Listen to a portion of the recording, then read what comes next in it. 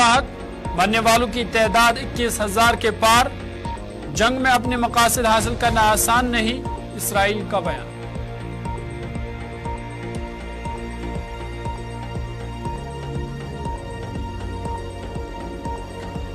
ललन सिंह ने जेडीयू के सदर के ओहदे से दिया इस्तीफा, नीतीश कुमार संभालेंगे पार्टी की कमान।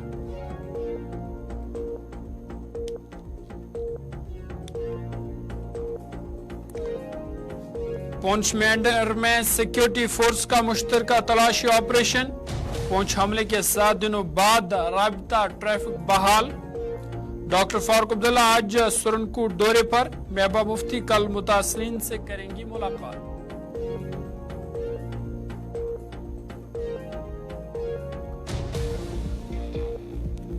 और कोरोना वायरस ने मुल्क में फिर दी दस्तक, जम्मू में भी पहला केस आया सामने, लोगों को एहतियात बरतने की अपील।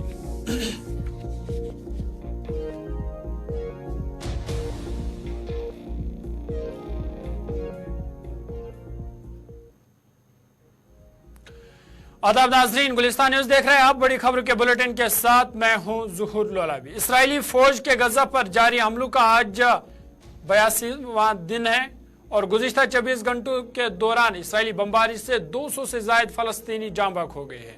रिपोर्ट्स के मुताबिक इसराइली बमबारी से जाँ बहक फलस्तीनियों की तादाद 21,110 तक पहुंच गई है, जिसमें 8,800 बच्चे और 6,300 से ज्यादा खवातीन शामिल हैं। इसके अलावा इसराइली हमलों में 3,111 तिबी अमले, 40 शहरी दिफा का अमला और 100 से ज्यादा सहाफी भी जाँ बहक हो गई। फलस्तीनी अथॉरिटी का कहना है कि इसराइली हमलों में 7,000 फलस्तीनी लापता और मलबे तले दबे हैं, जबकि 55,243 फलस्तीनी जख्मी हैं। इसराइल की कार्रवाइयों से पनागजीन कैंप, अस्पताल, स्कूल और मजहबी इबादत गाहें भी महफूज नहीं हैं। इसराइली हमलों में 92 स्कूल और यूनिवर्सिटियां, 115 मसाजिद और 3 गिरजाघर तबाह किए जा चुके हैं, जबकि 65,000 से ज्यादा घर, 23 अस्पताल और 53 तिबी मराकिज मुकम्मल तौर पर तबाह हो चुके हैं। जंग के दौरान इसराइली फौज ने 102 एम्बुलेंस को भी निशाना बनाया है। वही आलमी इदारा सेहत के मुताबिक हजारों फलस्तीनी इसराइली हमलों से बचने के लिए वस्ती गजा और खान यूनिस से नकल मकानी करने पर मजबूर हो गए हैं, जबकि इसराइल ने अक़वाम मुत्तहिदा के एहलकारों के लिए अज खुद वीज़ों का इजरा भी रोक दिया है। दूसरी जानिब इसराइली जारियत के रद्द-ए-अमल में फलस्तीनी मज़ाहमती ग्रुपों की गजा में शदीद मज़ामत का सिलसिला भी जारी है और गुज़िश्ता रोज हमास के जवाबी हमलों में मजीद 3 इसराइली फौजियों की हलाकत की तस्दीक कर दी गई है। अल-कस्साम ब्रिगेड्स के मज़ामतकारों ने इसराइली टैंक और बिल्डोजर तबाह करने के साथ साथ मुतअद्दिद इसराइली फौजी हलाक कर दिए हैं और गुज़िश्ता 5 रोज में 24 इसराइली फौजी मारे गए हैं। गजा में इसराइल के ज़मीनी ऑपरेशन के आगाज से अब तक हालांकि इसराइली फौजियों की तादाद 165 से तजावुज कर गई है और इसराइल ने अपने नुकसानात का इतराफ करते हुए कबूल कर लिया है कि गजा में शुरू की गई जंग में इसराइल ताहाल काबिल जिक्र कामयाबी हासिल करने में नाकाम रहा है और हमास के खिलाफ मैदान जंग में अपने मकासद हासिल करना आसान नहीं होगा। वहीं इसराइल पर अगरचे इस्लामी ममालिक का दबाव है या यूएनओ का दबाव है, ताहम इसराइल पर इसका कुछ भी असर नहीं हो रहा है और इसराइल अब भी पीछे हटने का नाम नहीं ले रहा है।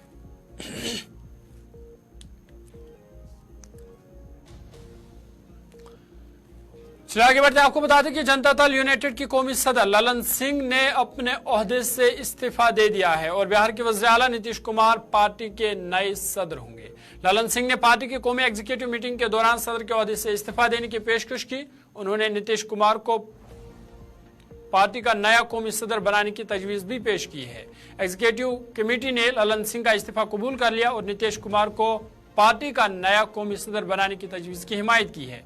बता दें कि गुज़िश्ता कुछ दिनों से कयास आराइया की जा रही थी कि ललन सिंह कौमी सदर के ओहदे से इस्तीफा दे देंगे और नीतीश कुमार उनकी जगह पार्टी की कमान संभालेंगे। पार्टी के एक सीनियर लीडर ने कहा कि पार्टी शाम को एक प्रेस कॉन्फ्रेंस करेगी जिसमें तमाम फैसलों का बाज़ाब्ता ऐलान किया जाएगा।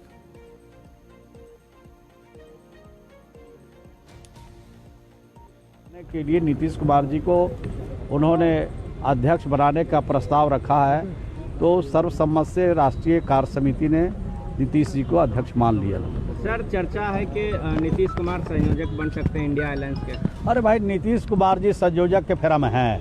नीतीश कुमार जी हैं भाजपा से भारत को मुक्त कराने के चक्कर में, देश की जो हालात है उस हालात को बदलने के चक्कर में नीतीश कुमार जी हैं। ये सब छोटा मोटा काम में नीतीश कुमार जी नहीं रहते, उनको कोई इस समय दिलचस्पी नहीं। सर, चुनाव से पहले क्या संविधान खतरे में है, देश की आबरू खतरे में है।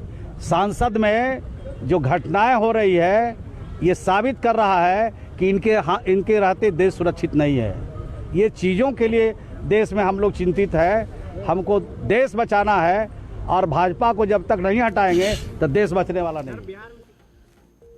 चलिए आगे बढ़ते हैं। आपको बता दें कि कोरोना वायरस ने एक बार फिर मुल्क में दस्तक दी है और कई एक रियासतों में कोरोना वायरस के नए मामले सामने आए हैं। वहीं अब जम्मू कश्मीर में भी नया कोविड केस सामने आया है और जम्मू सूबे में तवील अरसे के बाद कोविड-19 का पहला केस दर्ज किया गया है और मरीज जिसमें मामूली अलामत है फिलहाल उसको घर में अलग रखा गया है।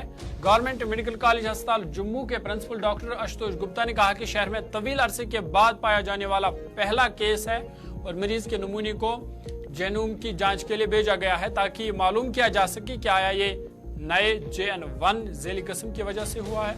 इस हवाले से जांच जारी शुरू की गई है। उन्होंने कहा कि मरीज की सफर की कोई तारीख नहीं है, लेकिन वो किसी ऐसे शख्स से राब्ते में आया जो कुछ दिन पहले बैरून मुल्क से वापस आया था और अब इसे घर में अलग रखा जा रहा है और वो धीरे धीरे सेहतियाब हो रहा है। उन्होंने कहा कि लोगों को इस हवाले से घबराने की जरूरत नहीं है क्योंकि किसी भी चैलेंज से निपटने के लिए पहले से ही मुनासिब इकदाम किए जा चुके हैं।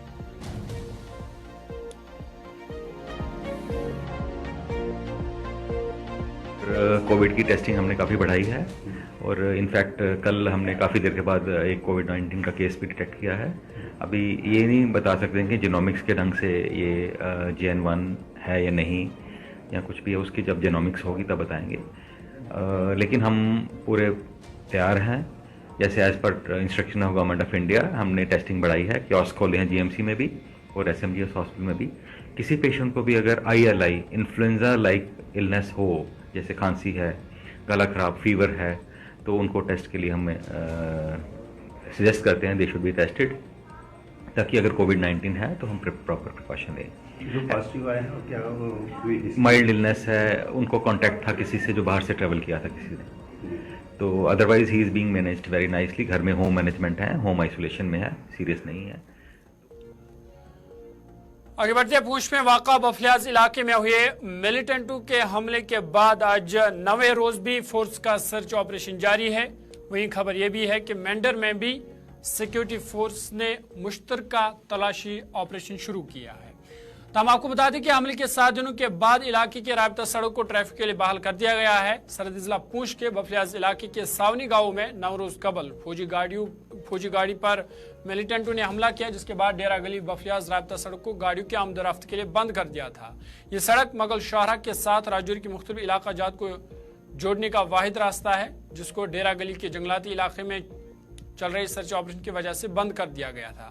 तमाम हमले के बाद 9 दिनों तक बंद रहने वाली इस राबता सड़क को आज सुबह आमदोरफ्त के लिए बहाल कर दिया गया। वहीं सर्च ऑपरेशन 9 दिनों से मुसलसल जारी है।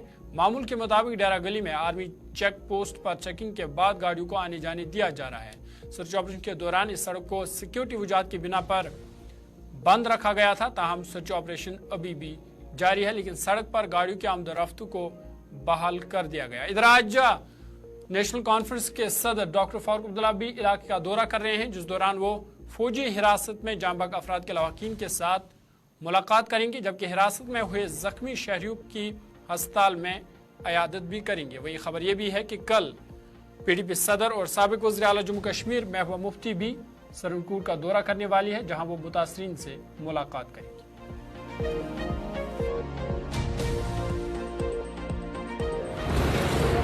बफलियाज में मिलिटेंटों के हमले के 9 रोज बाद आज थन्ना मंडी बफलियाज शाहरा को गाड़ियों की आवाजाही के लिए बहाल कर दिया गया, जबकि 6ठे रोज भी खिता के अंदर इंटरनेट खिदमात मुअत्तल हैं।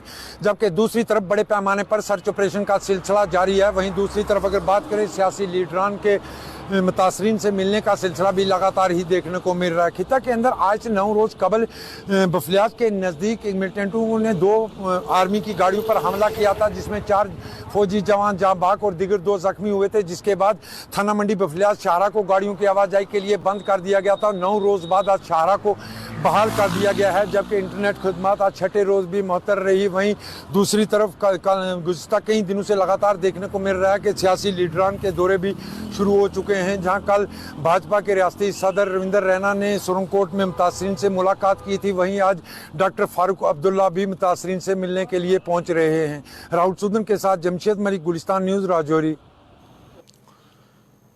भारतीय जनता पार्टी के कौमी जनरल सेक्रेटरी तरुण चुग ने कहा कि दफा 370 अब माजी का हिस्सा बन चुका है। उन्होंने कहा कि दफा 370 नेहरू, गांधी और अब्दुल्ला खानदान की सबसे बड़ी गलती थी। उन्होंने पाक भारत बातचीत के हवाले से कहा कि जम्मू कश्मीर भारत का अटूट अंग है और जम्मू कश्मीर में तरक्की का नया दौर अब शुरू हुआ है।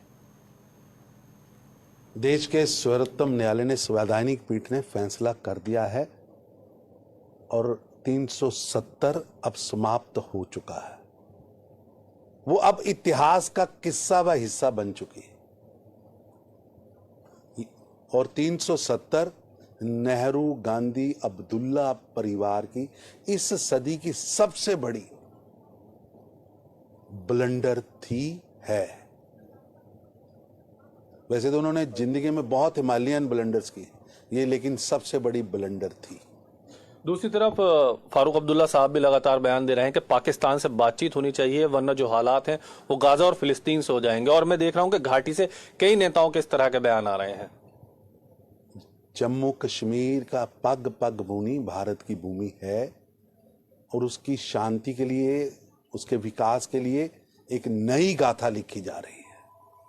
हमारी शांति किसी देश की दया पर निर्भर नहीं है और मैं फारूक अब्दुल्ला साहब को कहूंगा कि पाकिस्तान की धुन पर नाचना बंद करें और पाकिस्तान के पीआरओ की भूमिका में मत रहें।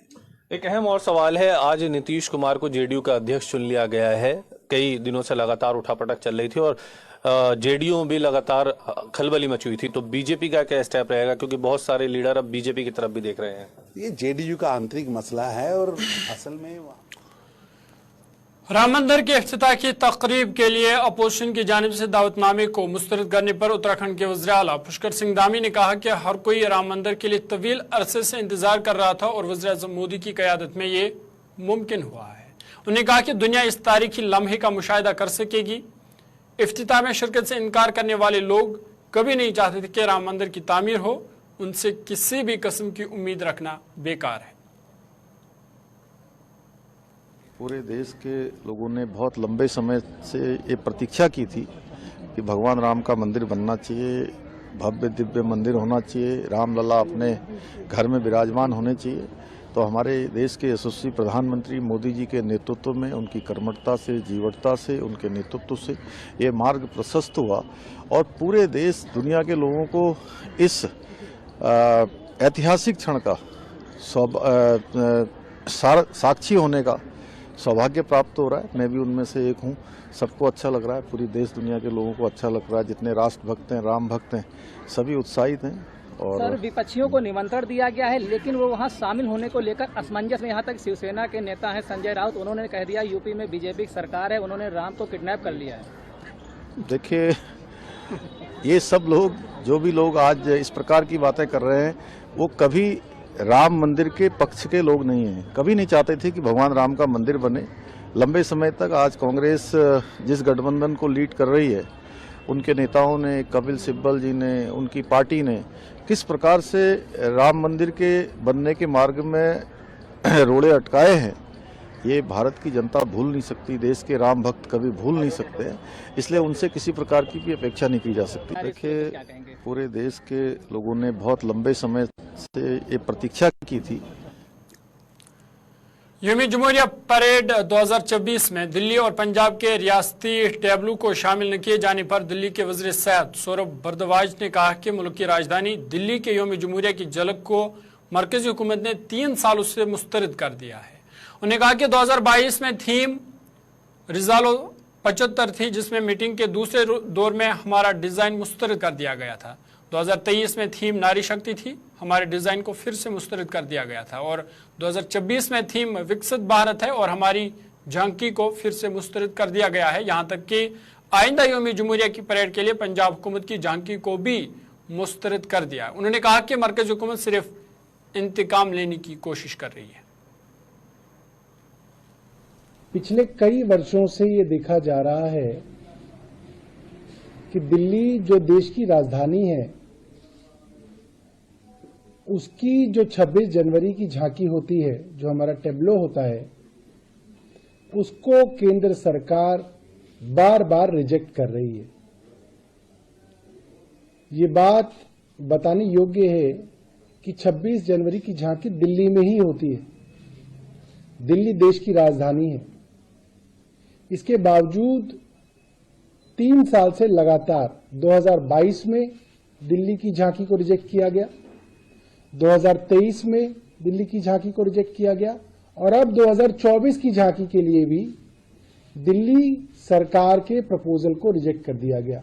मैं बताना चाहता हूं कि पिछले कुछ वर्षों से कौन से प्रपोजल हमारी तरफ से जा रहे हैं।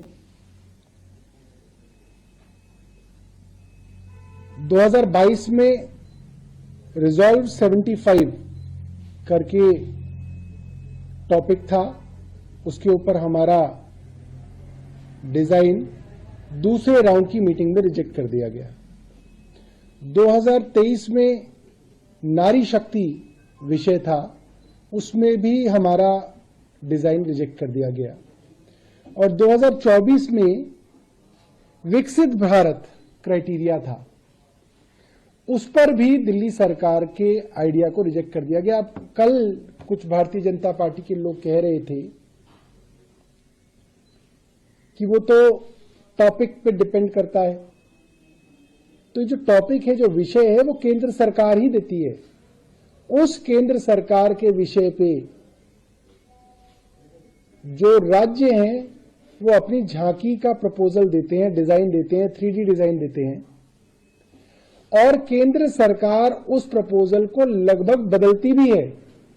जितनी बार केंद्र सरकार के यहां मीटिंग होती है, उतनी बार उस डिजाइन को वो लोग बदलते हैं और उनके सुझाव के हिसाब से राज्य उसको बदलाव भी करते हैं। तो ये तो कोई कह ही नहीं सकता कि ये डिजाइन का कंपटीशन होता है। ये कोई कंपटीशन नहीं होता। उन्होंने हमारे डिजाइन में कुछ सुझाव दिए थे, हमने वो सुझाव मान लिए थे। अगर वो और सुझाव देते तो वो सुझाव पे भी हम लोग विचार करते। विकसित भारत विषय पे क्या कहा जा सकता है कि भारत कैसे विकसित होगा? शिक्षा और स्वास्थ्य व्यवस्थाओं से भारत शिक्षित होगा। और दिल्ली आगे बढ़ते हैं। दिल्ली, पंजाब, हरियाणा, उत्तराखंड और उत्तर प्रदेश समेत पूरे शुमाली हिंदुस्तान में शदीद सर्दी और धुंध का राज बरकरार है। महकमा मौसमियात ने दिल्ली में अगले 5 दिनों तक शदीद धुंध छाए रहने की पेशगोई की है। इस दौरान कम से कम दर्जा हरारत 8 डिग्री सेल्सियस रहने का इम्कान है। शदीद सर्दी की वजह से नोएडा समेत पूरे गौतम बुद्ध नगर जिला में आज और कल तातील का ऐलान किया गया। शदीद धुंध और कम हद निगाह के बाद कई परवाजों का रुख भी मोड़ दिया गया और कई ट्रेनें मुतासिर हुई। शुमाली हिंदुस्तान के कई हिस्सों में गुज़िश्ता रोज दिन भर धुंध छाई रही। दिल्ली एनसीआर के कई इलाके गुज़िश्ता रात सर्द हवाओं के साथ धुंध की लपेट में आ गए। धुंध और कम हद निगाह की वजह से कई सड़क हादसा भी पेश आए। घनी धुंध की वजह से गुज़िश्ता रोज दिल्ली एयरपोर्ट पर आने वाली तकरीबन 60 परवाजों का रुख मोड़ दिया गया। 134 परवाजें और 22 ट्रेनें ताखीर का शिकार हुई। IMD के मुताबिक जुमेरात को यूपी, हरियाणा, चंडीगढ़ और दिल्ली, राजस्थान और मध्य प्रदेश में शदीद धुंध छाई रही। पटियाला, अंबाला, चंडीगढ़, हरियाणा, बरेली, लखनऊ और वाराणसी और ग्वालियर में हद निगाह 30 मीटर से कम थी। महकमा मौसमियात ने 31 दिसंबर तक सुबह और रात के दौरान दिल्ली, हरियाणा और चंडीगढ़ के लिए इंतहाई घनी धुंध की वार्निंग जारी की है।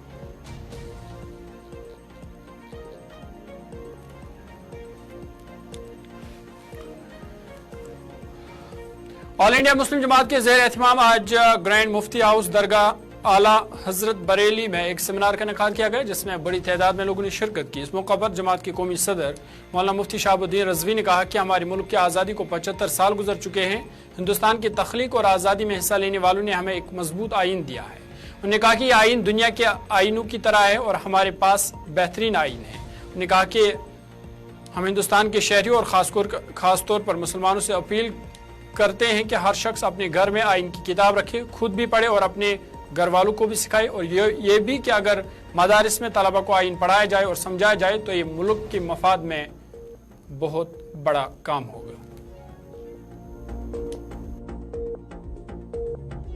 हमारा आइन एक मजबूत आइन है और जिसकी बुनियाद पर ये मुल्क जमहूरी मुल्क है, और यहाँ जमहूरियत में ही हिंदुस्तान की खूबसूरती है, यकजहती है। यहाँ सभी तबकात के लोग मिलजुल करके रहते हैं। संविधान हमारे देश की और हमारे लोगों की बिल्कुल मजबूती और एक कुव्वत और एक ताकत के तौर पर देखा जाता है। और मैं आज ऑल इंडिया मुस्लिम जमात के तमाम कार्यकर्ताओं की, जिम्मेदारान की मौजूदगी में मैं ऐलान करना चाहता हूं कि हर शख्स संविधान को पढ़े। चलिए आगे बढ़ते हैं। यूपी के सुंबल में दिल को दहला देने वाला वाक़ा पेश आया है। 3 बायू ने मुख्तलिफ मकामात पर मशकूक हालात में खुद को फांसी लगा ली है। 2 बाई की मौत उनकी हुई है, जबकि लवाकी ने उनकी तदफीन भी की है, जबकि एक की हालत तशवीशनाक बताई जा रही है, जो फिलहाल निजी अस्पताल में ज़ेर इलाज है, जहां उसका इलाज चल रहा है। वहीं इत्तला मिलती ही आसपास के लोगों में खौफ हिरास का माहौल देखा गया। फिलहाल पुलिस मौके पर पहुंच गई है और पुलिस ने तहकीकात शुरू की है।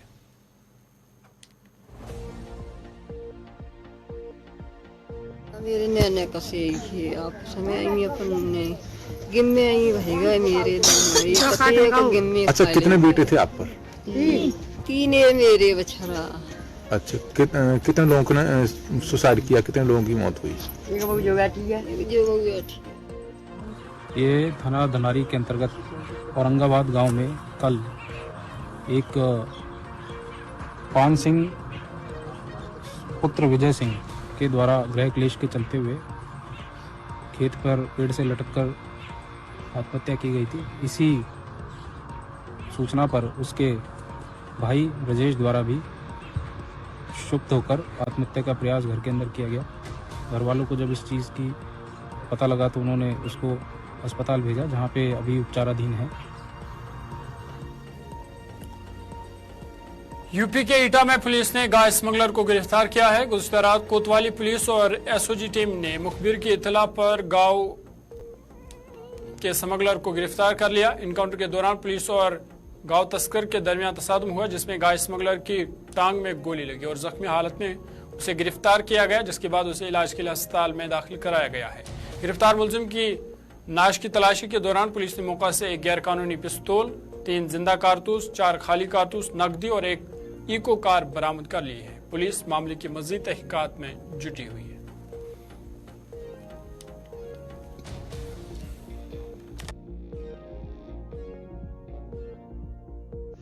5-5.5 महीना पहले लक्ष्मीपुर गांव में गौशाला से गायों को निकाल करके ताला तोड़ करके बंधक बना करके सभी को चौकीदार वगैरह को एक तरह से डकैती डाल करके इन लोगों ने काफ़ी गायों को काट करके इसका गौकशी का काम किया था। इन्होंने इन पर गौकशी की धारा और 395 आज धारा कायम हुई थी और इसमें ये वांटेड था। 50,000 का इनामी बदमाश था। आज ये फिर इको गाड़ी लेकर के ये और इसमें एक इसका साथी जावेद, जो कि इस केस में एक वांटेड सिर्फ एक बच गया है, ये दोनों मुझे लगता है कि आज फिर कुछ सुराग। चलिए बड़ी खबरों के इस बुलेटिन में फिलहाल मेरे साथ इतना ही। अपने मेजबान ज़ुहूर लोलाबी को दीजिए इजाज़त। देश दुनिया की बाकी खबरों के लिए आप देखते रहिए गुलिस्तान न्यूज़।